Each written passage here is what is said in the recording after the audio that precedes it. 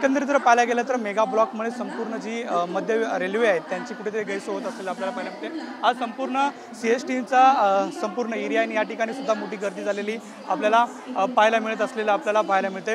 एकंदरीत अनेक लोकांच्या प्रतिक्रिया ज्या आहेत त्या आपण घेणार असल्याचं आपल्याला पाहायला मिळते। काका कुठून आलात? आज मेगा ब्लॉक असल्यामुळे काय फरक पडला काय शेड्यूल? हो, खूप गर्दी आहे ट्रेनला, खूप गर्दी आहे, खूप गर्दी आहे। एकंदरीत संपूर्ण जी दृश्य जी आहेत म्हणजे विस्तारीकरणाचं जे काम आहे त्याच्यामुळे संपूर्ण मेगा ब्लॉक आहे, कशा पद्धतीने तुमच्या शेड्यूलवरती परिणाम झाला? खूप म्हणजे एकदम गर्दीचं जीवन म्हणजे एकदम बेकार प्रवास आहे, मला लेट होतो। नक्कीच जर पाहायला गेलं तर संपूर्ण स्टेशनवरती गर्दी असल्याचं सुद्धा म्हटलं जात असलेलं आपल्याला पाहायला मिळते।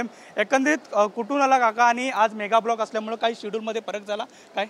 फरक आहे ना दादा, ट्रेन ना 40-30 मिनिट लेट आहे ट्रेन, कामावर जायचे टाईम नाही, त्या 4 जाऊ देतात। खरं तर वेळ झाल्याचं सुद्धा सांगितलं जाते। विविध स्टेशन आहेत, कुठून आलात आणि काय संपूर्ण काय म्हणताय, काय फरक पडला आजच्या शेड्यूलमध्ये?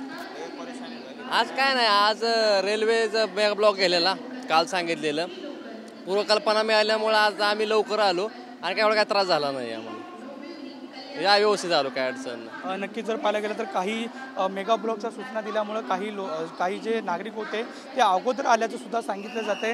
अजून काका कुठून आलात? आज गर्दीचं चित्र काही ठिकाणी पाहायला मिळते, मेगा ब्लॉक आहे, तुमच्या शेड्यूलवरती काय परिणाम झाला? मला काय एवढं सांगता येत नाही।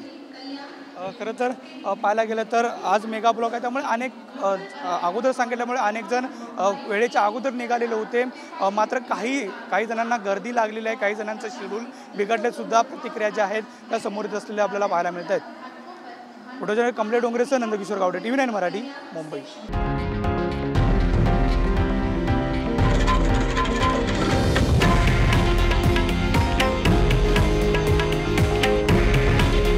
हे आहे देशातील नंबर 1 न्यूज नेटवर्क आणि आपण पाहत आहात TV9 मराठी। काळजी तुमची, हित महाराष्ट्राचं।